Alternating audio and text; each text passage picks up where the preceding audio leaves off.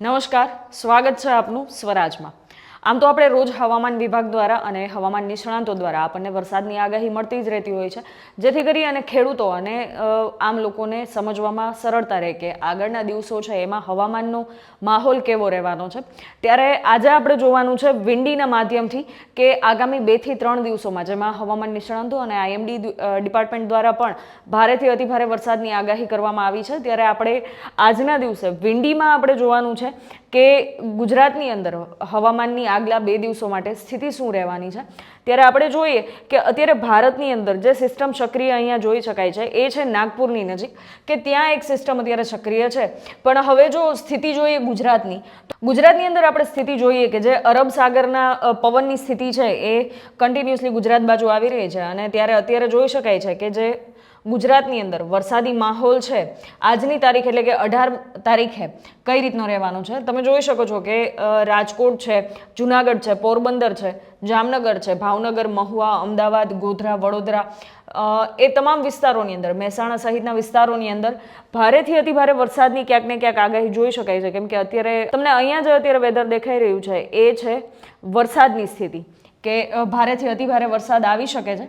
આ સાથે જ જો આપણે જોવા જઈએ તો કચ્છ સહિતના જે વિસ્તારો છે, જેમ કે ભુજ છે, રાપર છે, થરાદ છે, એ તમામ વિસ્તારોની અંદર ક્યાંક ને ક્યાંક વરસાદ છે એ કાં તો અત્યારે વિરામ લઈ રહ્યું છે અને કાં તો પછી ન આવી શકે એવી સ્થિતિ થઈ શકે છે, કેમ કે ત્યાં આપણને વાદળો પણ જોવા નથી મળતા અને વરસાદની કોઈ સ્થિતિ આપણને અત્યારે જોવા નથી મળતી।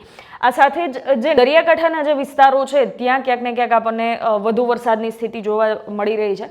અને આ સાથે જ હવામાન નિષ્ણાંત પરેશ ગોસ્વામી દ્વારા પણ આગાહી કરવામાં આવી છે કે આગામી 25 તારીખ સુધી, 18 તારીખથી લઈ અને 25 તારીખ સુધી ક્યાંક ને ક્યાંક ભારે વરસાદની આગાહી કરવામાં આવી છે।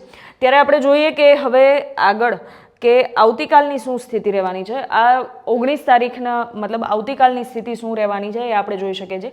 તો આ 19 તારીખની અંદર આપણે જોઈ શકીએ છીએ કે ગુજરાતના જે ભાગો છે, જેમ કે રાજકોટ છે, ભાવનગર છે, મહુવા છે, જામનગર છે, ત્યાં વરસાદની કોઈ સંભાવનાઓ દેખાઈ નથી રહી।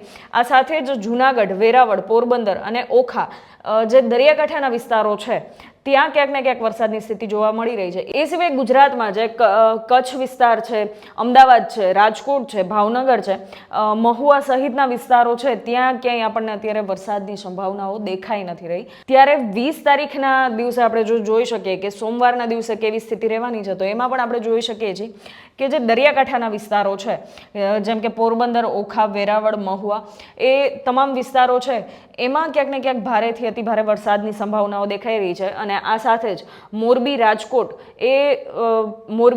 ભાવનગર છે, જામનગર છે અને જુનાગઢમાં તો અતિભારે વરસાદની સંભાવનાઓ દેખાઈ રહી છે। બાકી આ જે મોરબી છે, રાજકોટ છે, ભાવનગર છે, જામનગર છે, એ તમામ વિસ્તારોની અંદર મધ્ય વરસાદ પડી શકે છે, હળવા વરસાદી ઝાપટાઓ પડી શકે છે। અને આ સાથે જ અમદાવાદ, થરાદ, રાપર, એ તમામ વિસ્તારોની અંદર ક્યાંક ને ક્યાંક ઓછા વરસાદની સંભાવનાઓ જોવા મળે છે।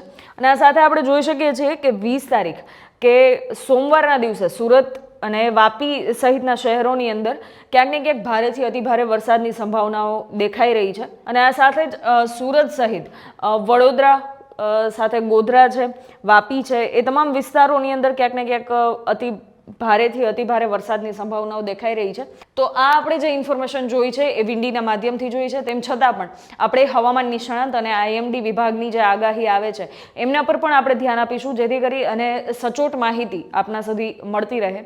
ખેડૂત ભાઈઓ છે ખેતરમાં ડ્રોન ઉડાવતા હોય છે ત્યારે આપણે એક પ્રશ્ન સતાવતો હોય છે કે જે આપણે અત્યાર સુધી જીપીએસ ટેકનોલોજી વાળા ડ્રોન વાપર્યા છે, જેથી કરીને મોબાઈલ ટાવર છે અથવા તો હાઈ ટેન્શન લાઈન પસાર થતી હોય, કોઈ વૃક્ષો હોય, ત્યારે જે જીપીએસ ટેકનોલોજી વાળા ડ્રોન છે એમાં ટકરાય અને ટ્રેસ થાય છે। પણ એગ્રીવન લાવ્યું છે જીએનએસએસ ટેકનોલોજી ડ્રોન, જેથી કરીને એ ડ્રોન છે એ કોઈ જગ્યાએ ટકરાય નહીં, પોતાની રીતે જ ડિસિઝન લે છે ને મૂવ થઈ જાય છે, જેથી કરીને જીએનએસએસ ટેકનોલોજી ડ્રોન છે એ વાપરવાનો આગ્રહ રાખો।